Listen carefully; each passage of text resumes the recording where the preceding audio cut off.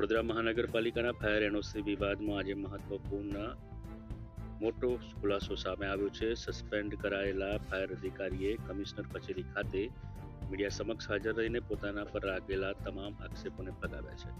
તેમણે સ્પષ્ટ જણાવ્યું છે કે તત્કાલીન મ્યુનિસિપલ કમિશનર દિલીપ રાણાની એક પણ સહી ખોટી નથી અને આ બાબતે કોઈ પણ પ્રકારની શંકા હોય તો સંબંધિત અધિકારીઓ સામે તેઓ ચકાસણી કરી શકાય છે.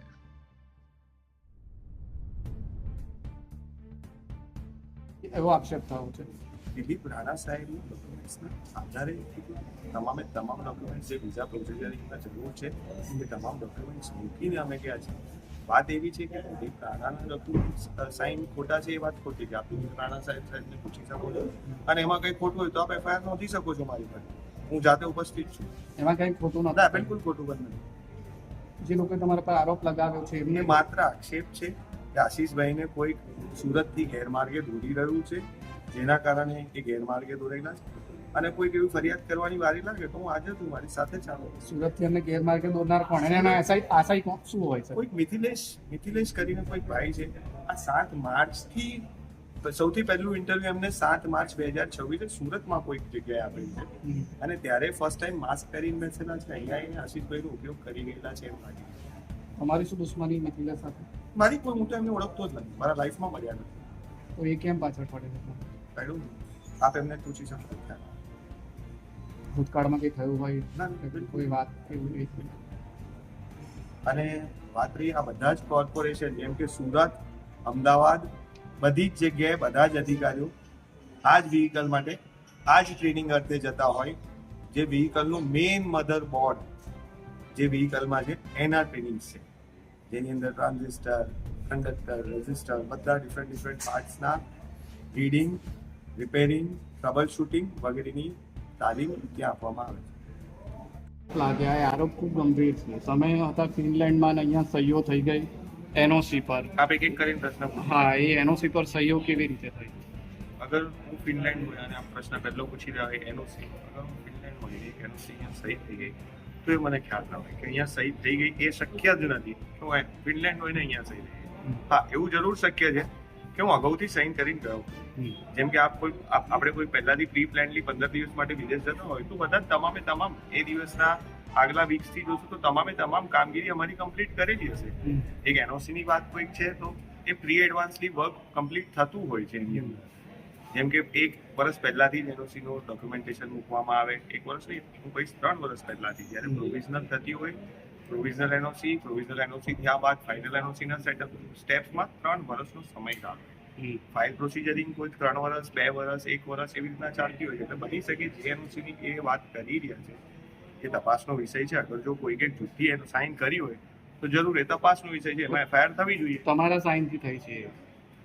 હું અહીંયા ઉપસ્થિત નથી અને મારા સાઇનથી કોઈકે સાઇન કરેલી છે તો એમાં એફઆઈઆર થવી જોઈએ. પરંતુ અને હું ઉપસ્થિત ત્યાં છું અને હું અગાઉથી જ સાઇન કરીને ગયો તો એ પાર્ટ ઓફ પ્રોસિજરિંગ તમે કમ્પ્લીટ કરીને તમે જે સમયગાળો છે એમાં અગાઉથી તમે સાઇન કરીને એવા ગયા ઘણા બધા કામ હતા જેમાં કામ કમ્પ્લીટ કરેલા હતા. હા, જેમાં જે એક પર્ટિક્યુલર એક એનઓસીની વાત કરી રહ્યા છે એ મારા ધ્યાનની વાત જ નથી. જ્યારે હું 1600-1700 એનઓસી એપ્રોક્સિમેટલી વાત કરું છું, હું આપી શકું છું, તો હું 23 એનઓસી કેમ આપવા માટે બાકી રાખી શકું? તો તમને તમારા ધ્યાનમાં હતું એ 23 એનઓસી વાળું જે સહી ના, કરી હમણાં આ ન્યૂઝમાં આવ્યા પછી મને ખ્યાલ આવે છે કે આવી કોઈ 23 એનઓસી ની ચર્ચા ચાલે છે. હતી? હું આપને એમ સમજાવું છું, જ્યારે હું 1500, 1600, 1700 જેવી એનઓસી આપી શકતો હોય તો +23 સર્ટિફાઈડ કેમ ના તો આપી? તમે જ કરી હતી એ સહી? નહીં, એ કયા એનઓસી ની વાત કરે છે કે હું હાલમાં ફરી આપને જણાવું, હું હાલમાં મોકૂફ છું, સસ્પેન્શન પર છું. એટલે કયા એનઓસી ની વાત કરી રહ્યા છે એ પ્રશ્ન તમને માત્ર ને માત્ર વડોદરા ફાયરની ઓફિસથી જો એ નહીં હોય એ તમારી બોગસ નીકળશે, તમે અરજી કરવાના છો કે એની તપાસ થવી? ડેફિનેટલી હું તો આજે પણ કહું છું કે અગર જો મારી સાઇનની ના હોય અને ચોક્કસ આશીષભાઈ લોકોને ખ્યાલ જ હોય કે એનઓસી બોગસ છે તો એની પર ફરિયાદ નોંધી દેવી જોઈએ. અચ્છા, બીજો આરોપ એવો છે કે જે મશીન આપણે ખરીદી લીધું અહીંયા આવી ગયું અને ત્યાર પછી તમે ફિનલેન્ડ ગયા. અમિતભાઈ, ખૂબ જ સરસ. હું આપને આની સ્પષ્ટતા કરીશ. ટ્રાવેલિંગ એડવાઇઝરી ના ઓર્ડર્સ એ ટાઈમે નહોતા બિકોઝ રશિયા અને યુક્રેન ફેબ્રુઆરી 2024માંથી જ વોરમાં હતા અને જેમ તેમ કરીને વ્હીકલ માનનીય મ્યુનિસિપલ કમિશનર દિલીપ રાણા સાહેબ કસ્ટમ કમિશનર હોવાના એક આપણને બેનિફિટ મળવાથી એ વ્હીકલ આપણે વહેલી તકે પણ જે રૂટ બંધ હતો એ રૂટ છોડીને બીજા રૂટથી એમની મદદથી લાવી બી શક્યા. હા એટલે એમાં એવું નથી કે એમાં કોઈ લખેલું છે, નિયમ છે કે આ સમયે ત્યાં જવાય? જેમ ક્લોઝ નંબર 4 કહી રહ્યા છો, એ ક્લોઝ નંબર 4 મેન્યુફેક્ચરિંગની વાત કરી રહ્યો છે. ઓલરેડી આપણી પાસે 44 મીટરનું સેમ યુનિટ છે. હવે ટ્રેનિંગની વાત આવે છે કે ટ્રેનિંગ કેમ કરવા ગયા અને શું કરવા ગયા. એ વ્હીકલ બહુ હાઈ એસેટ વ્હીકલ છે વડોદરા શહેરની પબ્લિક માટે, વડોદરા શહેરની પોપ્યુલેશનને બચાવવા માટે, વડોદરા શહેરની એસેટને બચાવવા માટે. એ વ્હીકલ બહુ હાઈ સ્પેશિયલ વ્હીકલ છે.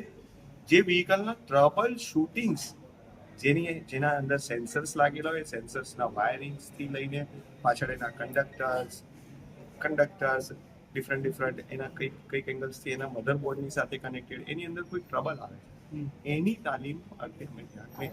તો એ તો મેન્યુફેક્ચર થતું હોય, એસેમ્બલ થતું હોય તે વખતે જવાનું હોય છે ને ક્યારે જવાનું હોય છે? અહીંયા આવી ગયા પછી જવાનું હોય છે? ફરી આપને એ જ સમજાવું કે એ સમય દરમિયાન ટ્રાવેલિંગ એડવાઇઝરીની પોલિસી પ્રમાણે કોઈ ટ્રાવેલિંગ થઈ જ નતું શકતું. અમે એ સમય બી પ્રયાસ કરેલા હતા, પરંતુ ટ્રાવેલિંગ જ નથી થઈ શકતું. તમને પોતાને વિઝા ના મળી શકે એ સમય દરમિયાન. એટલે લેટ મળ્યા.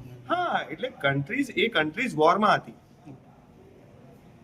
યુરોપિયન કન્ટ્રીઝ વોરમાં હતી. રશિયા અને યુક્રેનનો વોર હોવાના કારણે ત્યાંના ટ્રાવેલિંગ કોઈને અલાઉડ જ નતા, પરમિશન હતી. બીજો સવાલ એ છે કે તમે જે દિલીપ રાણા કમિશનર હતા એમના બોગસ ડોક્યુમેન્ટ્સ